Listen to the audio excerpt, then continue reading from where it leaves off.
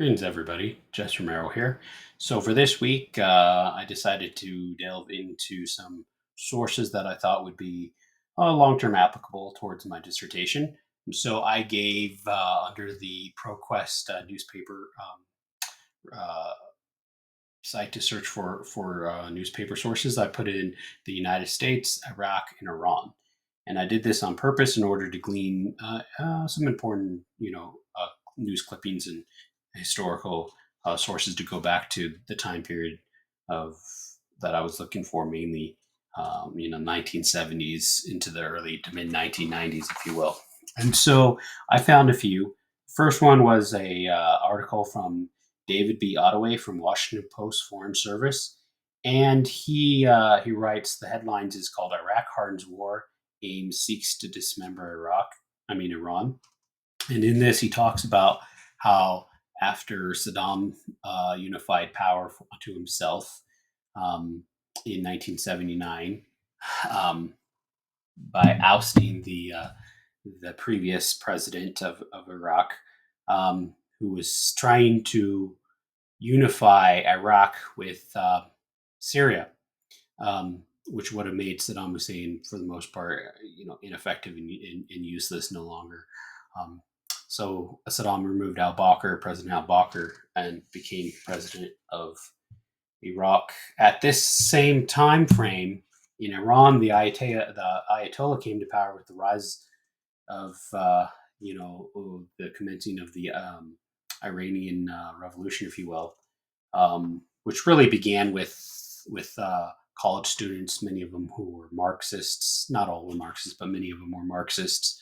And then the Ayatollah took power there and kind of co-opted that revolution and unified power to himself. And so Saddam, being of a Sunni background, was concerned with what was happening within Shia Iran, and the potential for such a thing to spread into Iraq.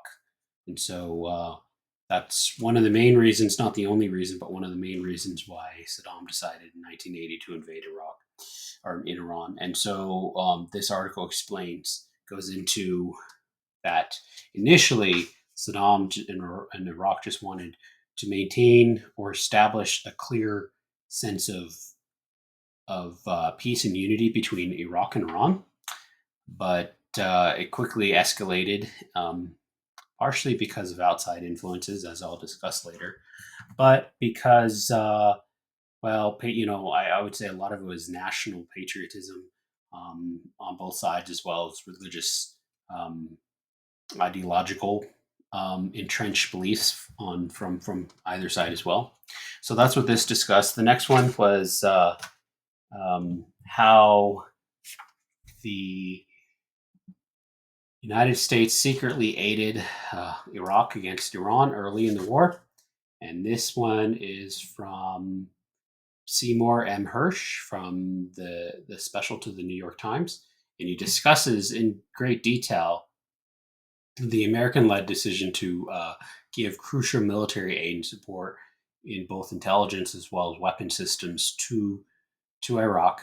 And part of this happened after the initial invasion that Saddam did in 1981, going into 1982, partially because Saddam's forces had taken heavy losses.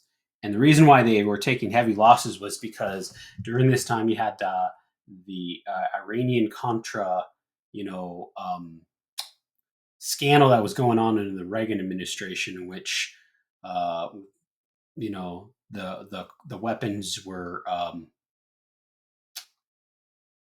a lot of weapon systems were given to the regime of the Ayatollah, the Iranian Republic of Iran, through nations such as Israel and places in South America, Nicaragua, and all that. And these weapon systems ended up in the hands of the Iranian military under the Ayatollah, in which they used against Saddam Hussein. And the United States didn't want the Ayatollah to become too heavy handed, too powerful over the region, especially the Persian Gulf. And so the United States got involved.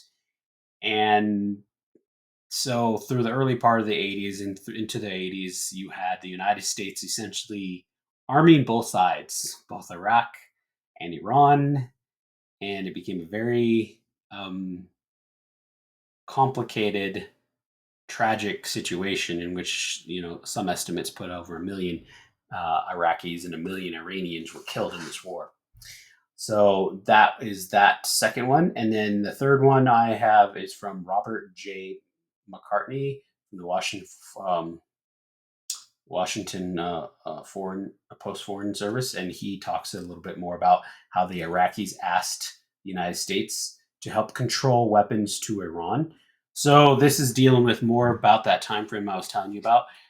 They were taking heavy losses, and so the Iraqis appealed to Washington, seeking for the United States to curtail its arming of the Iranian backed forces of the Ayatollah's regime, the Iranian Republic of Iran. And it deals with the foreign minister as well as the military, what's equal to the Secretary of Defense, if you will, back then, of Aziz, gentleman by the name of Aziz of Iraq, in seeking to get some relief from the United States in aiding the Iranians. And so I think the point of these three articles I'd like to bring up is the history of the long-term significance of Iran and Iraq. Now, these are two very ancient nations that go back thousands and thousands of years before the United States even existed. We're talking back to the Sumerians and Akkadians in the Iraqi side, and the Elamites and Persians, Medes on the Iranian side. And then the United States' involvement, influence, arming of both sides, the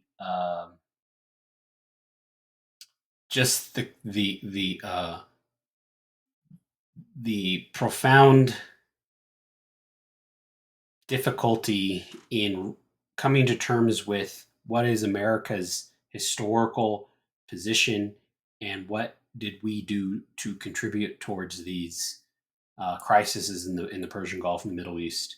And so that's what I basically was looking for, and I hope to use some of these sources in my dissertation for later. All right, take care. Thank you. Bye.